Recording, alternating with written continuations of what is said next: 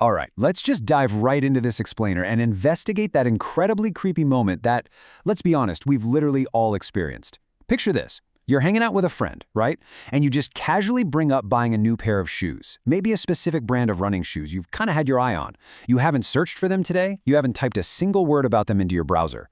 But then, a few hours later, you open up your social media and boom, right there in your screen is an ad for exactly those shoes. It's that moment where your stomach just drops a little bit. Was it a coincidence?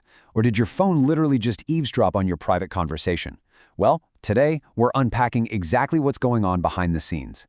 Because honestly, it feels almost impossible that an algorithm just magically guessed correctly without eavesdropping on you, right?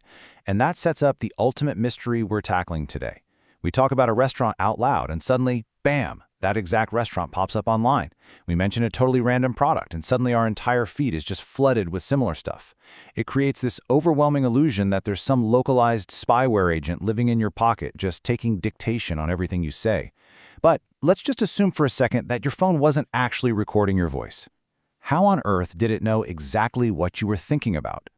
Which brings us to Section 1, Suspect Number 1, your microphones. So your phone obviously has a microphone, and apps are constantly asking for access to it. Apps for phone calls, voice messages, video chats, and your voice assistants, yeah, they clearly need the mic. But that random puzzle game you just downloaded, or a flashlight app, they absolutely do not. The thing is, just because an app is installed on your phone doesn't mean it automatically gets this unlimited 24/7 all-access pass to your microphone. Modern operating systems actually have privacy controls designed to sandbox these permissions. And understanding your device's baseline access is really our very first line of defense in this whole investigation. Now, a lot of folks actually try the classic two-phone experiment to test this mic theory themselves. You know the one. You put two phones on a table, talk loudly about some random product, search for it on one device, and leave the other one totally alone just to see what ads pop up. But spoiler alert, that is a completely flawed test. Why? Because your devices are not blank slates sitting in some sterile laboratory. They already hold an absolute mountain of historical data on you. We're talking account histories, browser histories, and all your existing app activity. These recommendation systems are constantly learning from every single thing you interact with, so even a simple test like that is going to give you highly misleading results. And that leads perfectly into Section 2, the real culprit, algorithms. Let's actually trace the steps of how algorithms piece together your digital puzzle, because it's kind of wild. Let's say you searched for running shoes, maybe a few weeks ago. Then you watch 3 fitness videos on a totally different platform. Next thing you know, you visit a sports website just to check a score. Behind the scenes, data brokers and shadow profiling systems take all of these seemingly random, disconnected data points, along with your demographic bracket and what people with similar habits are buying, and they literally connect the dots. The system makes a highly educated prediction.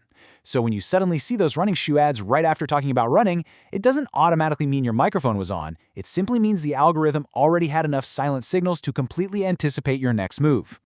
Let's move on to Section 3, the psychological trick. You see, even with all that tech, there's a fascinating psychological trick happening right inside your own brain. It's known as the frequency illusion.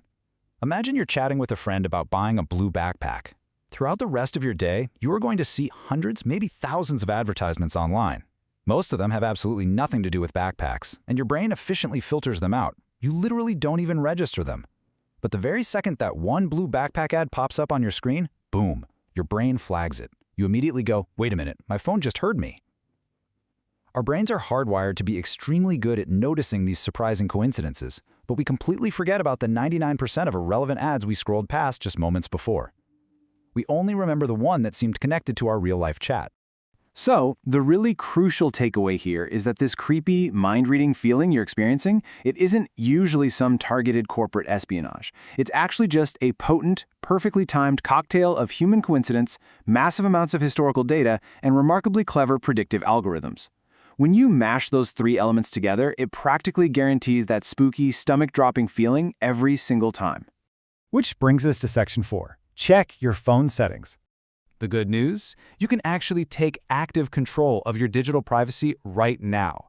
Just open up your phone's privacy settings, find your microphone permissions, and take a really close look at the list of apps that currently have access. You need to ask yourself, does this app actually need my microphone to do its job? Like, if your calculator app has microphone access, turn that off immediately. And while you're poking around in there, review your other permissions too, things like your location, your camera, and your contacts. Look, you don't have to panic and throw your tech in a river, but you absolutely must understand what you are actively giving these apps permission to access.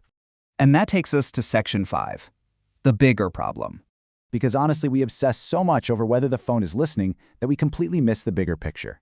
Just consider the staggering variety of data we gladly hand over every single day. What we search for, our exact watch time on videos, every single ad we click, and our entire digital purchase history. They even track things you probably wouldn't even think of, like scroll stopping time, which is literally counting the milliseconds you pause on a post before moving on. Individually, these little data points might seem totally harmless, but when a system aggregates all this stuff, it paints an uncomfortably detailed picture of our lives, our interests, and even our future habits. The whole microphone paranoia? It's kind of just a distraction from this much larger reality. All right, Section 6, the final verdict. So what is the final verdict on whether your phone is secretly recording everything you say? Well, the answer isn't just a simple black and white yes or no.